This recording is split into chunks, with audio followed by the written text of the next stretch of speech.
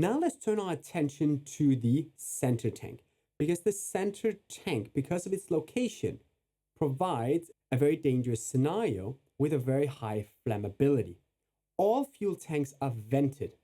The wing tanks on our aircraft are vented using a small inlet in the leading edge of the wing with a venturi that provides a slight diversion for the air to pass through, so a slightly higher pressure of the ambient air coming in. The reason we have to vent the fuel tank is to prevent a vacuum when we use the fuel. Air simply has to go in and replace that volume. So the fuel tanks are not isolated fuel cells, otherwise we wouldn't be able to take fuel out of them.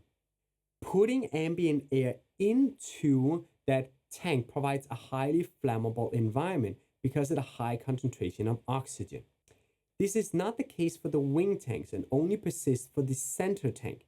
And while the ambient air having a high oxygen concentration does not provide a flammable environment in itself, adding to it the location of the air conditioning packs and the heat exchanger right underneath the center tank, acting like heat sources cooking the fuel in the center tank above.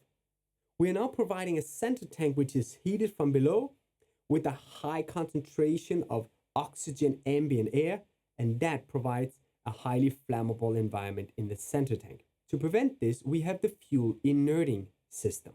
The fuel inerting system takes bleed air and then puts it through a series of oxygen depleting stages to replace the ambient air within the center tank.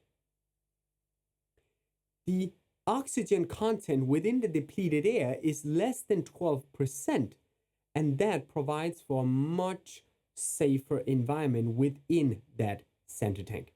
It works independently and works from when the engines are started until they are stopped.